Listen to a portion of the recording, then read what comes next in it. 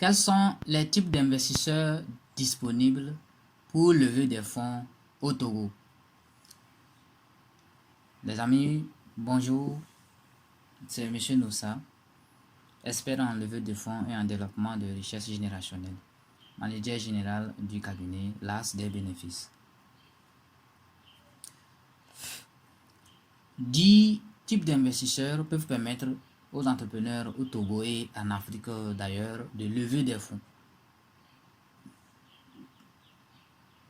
Nous avions premièrement les business angels. Business angel ou alors investisseurs providentiels. Il y a les banques. Ensuite, troisièmement, les fournisseurs de dette. Nous avions ensuite les institutions de financement du développement. Cinquièmement, les bailleurs de fonds. Numéro 6, les bureaux de famille. Non, numéro 7, les amis et la famille. Numéro 8, les fonds de pension. Numéro 9, les sociétés de capital investissement, généralement appelées private equity.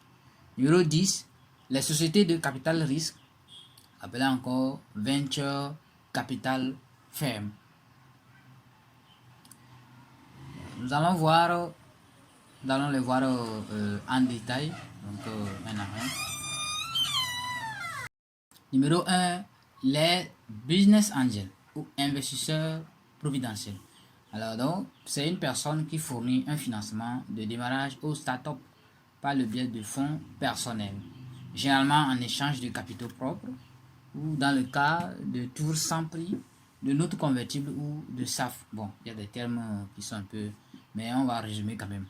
Donc, les business angels travaillent parfois au sein de syndicats ou de fonds roulants pour distribuer des fonds, ce qui signifie qu'ils collaborent ou s'associent à un réseau d'investisseurs providentiels pour trouver des opportunités intéressantes.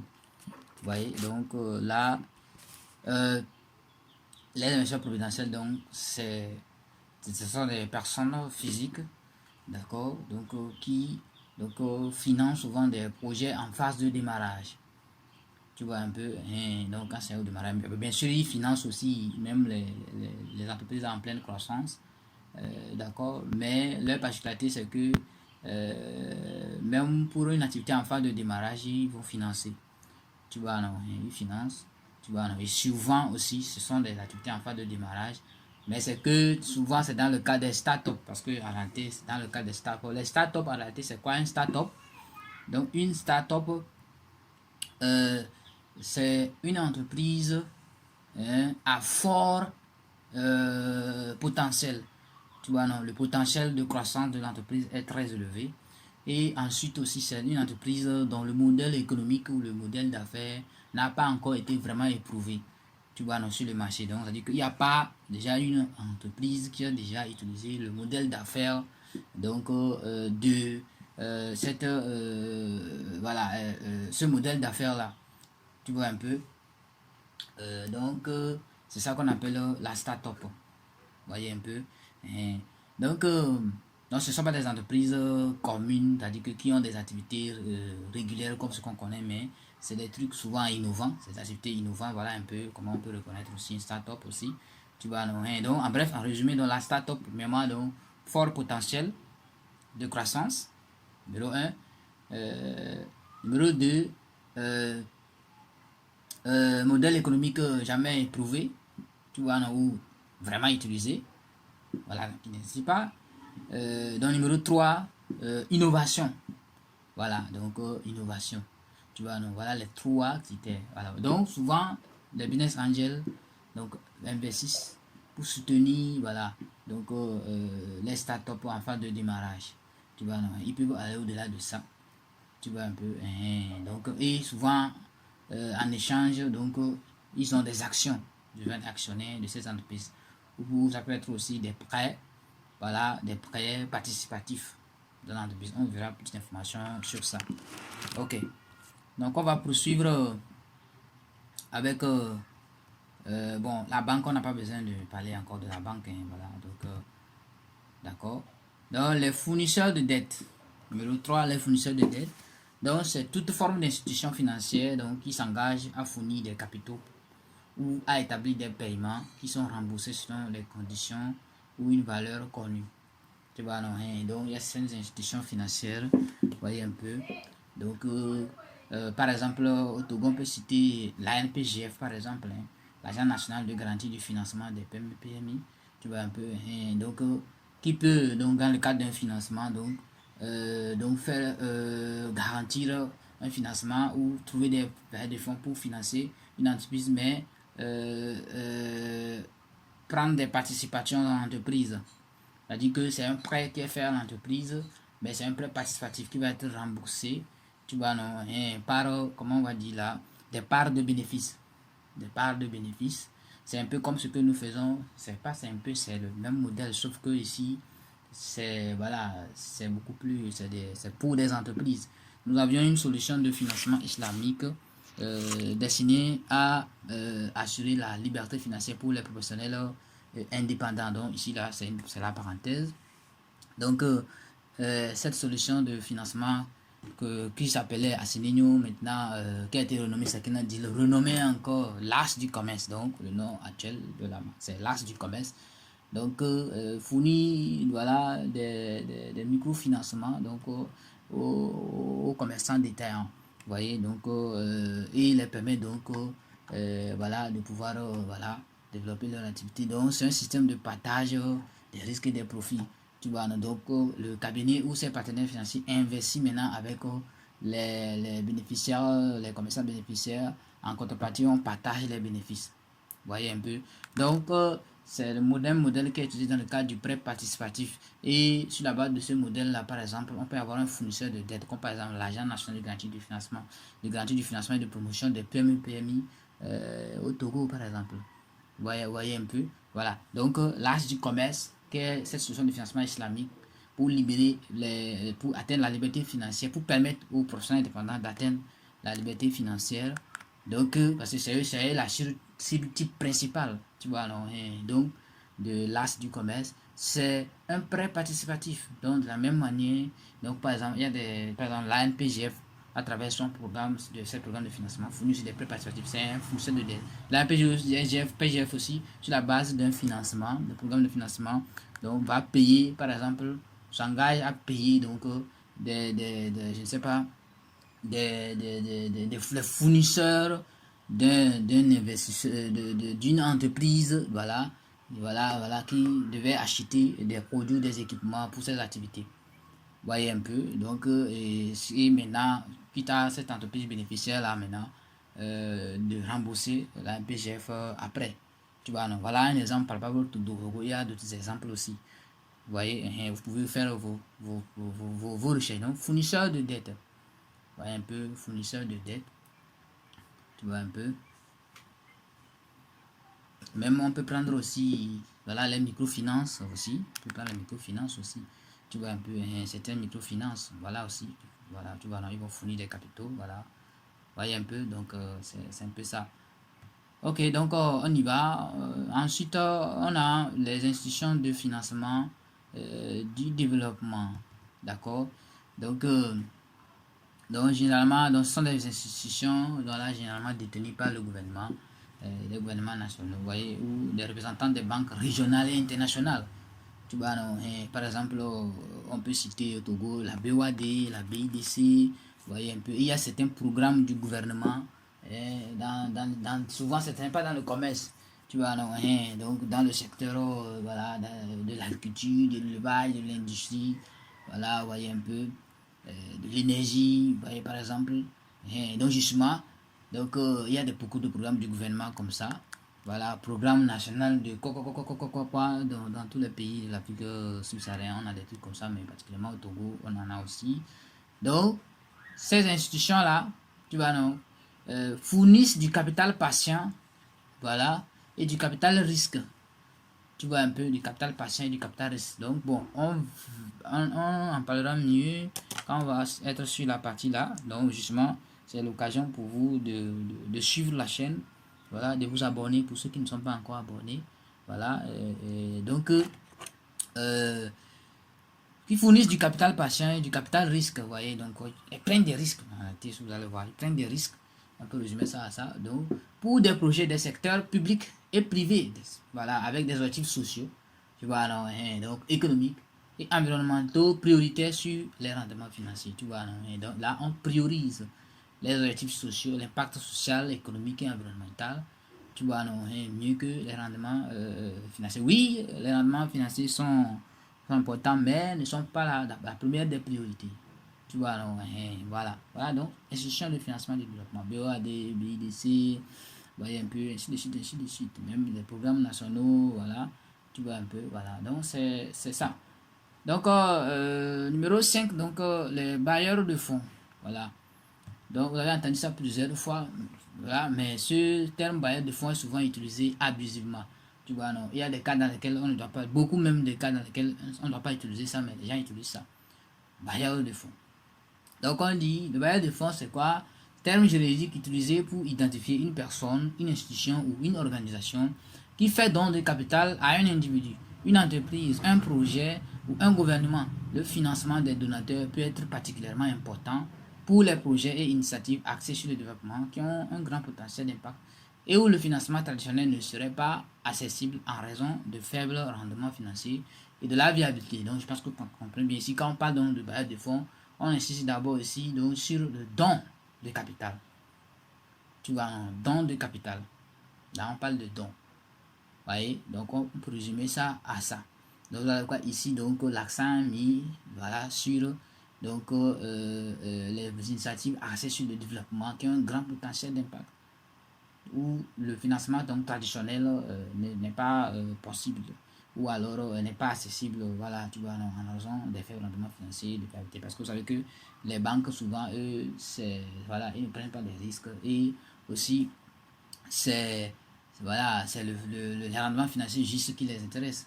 Tu vois, hein, voilà. Donc, ici, on va citer par exemple des programmes de subvention, par exemple. Tu vois, un peu du gouvernement, par exemple. Donc, quand tu reçois une subvention, c'est gratuit, tu ne rembourses pas l'argent. Tu vois, non, hein, il y a des programmes de subvention de certaines organisations, voilà. Il y a des ONG aussi, voilà, qui sont des bailleurs de fonds.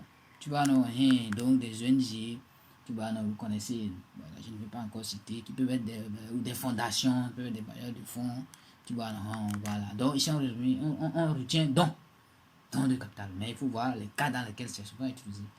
Tu vois, non, hein, voilà.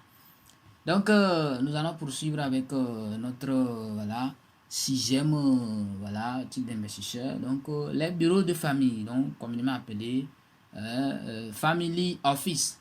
Voilà. donc, les bureaux de famille, d'accord, c'est quoi? Donc c'est une entreprise privée qui gère le patrimoine et les actifs d'une personne ou d'une famille fortunée. Vous voyez un peu, voilà. Donc, les family office ne sont pas aussi trop beaucoup quand même. Hein. Voilà, donc en tout cas, surtout en Afrique, ils ne sont pas trop beaucoup. D'ailleurs, on en a qui sont à l'extérieur, beaucoup plus à l'extérieur, hors de l'Afrique, beaucoup plus. Il y en a en Afrique quand même, mais c'est très peu. Donc, beaucoup plus hors de l'Afrique. Maintenant, qui font des activités jusqu'à couvrir l'Afrique aussi. Tu vois, non, voilà, mais on en a quand même en Afrique. Vous voyez, donc on a une famille fortunée. Tu vois, non, donc du coup, qui va faire quoi? Qui donc va léguer une partie de sa fortune. Tu vois, non, vous voyez ça souvent dans les films. On a un blanc, il n'a pas d'enfant, ou même quand il a des enfants, il veut décéder, les enfants héritent d'une partie, il prend une partie de sa fortune pour donner à une entreprise privée, pour que cette entreprise-là, donc, prend ça pour investir. Tu vois un peu, non, voilà, voyez un peu. Voilà, la famille, vous avez ça dans beaucoup de films. Vous voyez, donc c'est ça. Voilà. Donc, faites l'effort, vous aussi, que un jour, vous pouvez atteindre ce niveau-là. Tu vois, non, donc c'est un peu ça. C'est pas les autres seulement qui vont donner. Voilà. Les amis et la famille. Voilà. Donc, quand vous allez faire un projet, vous avez les amis, la famille qui vont participer. Tu vois, non, à votre, voilà. Ça peut être un don, ça peut être par les prêts. Ils peuvent aussi prendre des participations dans votre entreprise. Et souvent, c'est quand vous commencez, tu vois, non, qui apportent ce soutien. Même si, voilà, on a vu beaucoup actuellement de gens qui, voilà, ils ne soutiennent pas trop leur famille, qui mériteraient alors qu'ils ont les moyens. Tu vois, non, voilà, ou la famille, vous voyez, non, voilà, mais quand la personne après, c'est le comportement souvent des Africains. Tu vois, non, souvent les francophones. Donc, quand la personne maintenant atteint un niveau, et même au niveau des francophones, les Sahéliens, on voit mieux le soutien là à leur niveau, mais ceux qui ne sont pas des Sahéliens en pays musulman, c'est encore grave, là-bas c'est grave. Tu vois, c'est quand la personne va arriver, va réaliser les choses, quand on va dire, ah, c'est mon cousin, c'est mon fils, hein, c'est mon fils, c'est ma fille, même si vous voyez un peu, c'est mon neveu, c'est ma nièce. Alors qu'elle était proche, elle voyait, elle avait certains outils. C'est pas forcément avec l'argent qu'on soutient, même si on parle de l'argent. Voilà. Vous voyez, avec l'expertise, voilà, on peut se tenir avec ses relations, on peut se tenir quand la personne mérite. Tu vois, non, et voilà. Vous voyez, donc voilà, les amis, la famille. Donc le huitième maintenant, donc on va parler maintenant. Le huitième va concerner en général les fonds. Voyez, donc à partir du huitième, ce sont des fonds. Maintenant, les fonds, en général, donc, comme c'est ces fonds, donc, c'est l'argent collectif qui est géré par une entreprise. Donc, c'est l'argent collectif de différents investisseurs, personnes physiques comme morales, vous voyez un peu, donc, qui est géré par une institution. Tu vois, non, voilà. Maintenant, là, précisément, on a différents types de fonds. On a les fonds de pension. Voyez un peu, les fonds de pension. Donc, vous attendez bien, pension dedans, pension, retraite. Tu vois, on en a en Afrique, on en a beaucoup. Tu vois, bon, on en a beaucoup quand même en Afrique. Donc, on a un fonds donc, qui verse des pensions aux employés lorsqu'ils prennent leur retraite. Tu vois, donc ces fonds-là, maintenant, également, investissent de l'argent. Tu vois, non, pour augmenter la masse d'argent dans le fonds. Tu vois, non, parce que, par exemple, quand vous prenez la Caisse nationale de sécurité sociale du Togo, tu vois, non, CNSS, voilà, pour voilà, l'argent qui est dans les cotisations qui sont sociales, qui sont versées chaque mois par les entreprises. Donc l'argent là ne reste pas comme ça là dans la caisse. Tu vois, non, l'argent est confié maintenant à des fonds de pension ou alors la caisse même peut avoir son fonds de pension. Tu vois, non, ou voilà, avoir les fonds d'investissement, mais si on parle dans le cas particulier des fonds de pension, donc tu vois, non, qui maintenant on investit ça intelligemment pour qu'on puisse donc fructifier l'argent là. Voyez, non, voilà. Donc, ensuite, donc le neuvième là, comme je l'ai dit, les trois derniers constituent, ce sont des fonds. Tu vois, non, maintenant on a ici trois types de fonds. D'accord, donc on a les fonds de pension, on a les fonds d'investissement. Les fonds d'investissement, vous voyez un peu là, au niveau des fonds d'investissement. Donc on nous parle maintenant de sociétés de capital et investissement, private equity. Tu vois, alors, maintenant, il y a deux types de fonds d'investissement. Donc on a les private equity, donc sociétés de capital et investissement. Donc les equity sont, voilà, les actions en patrimoine, donc en général.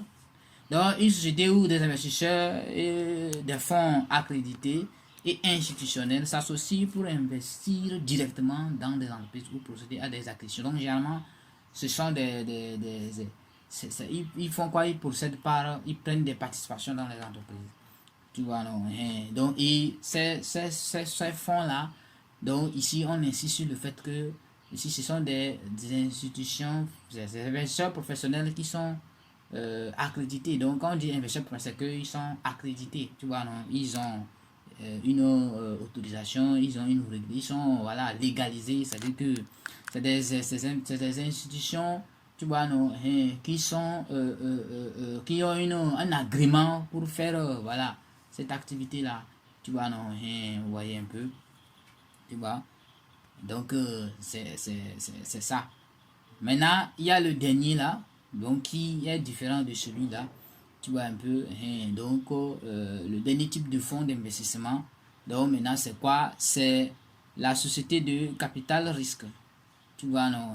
La société de capital risque. Tu vois un peu, voilà.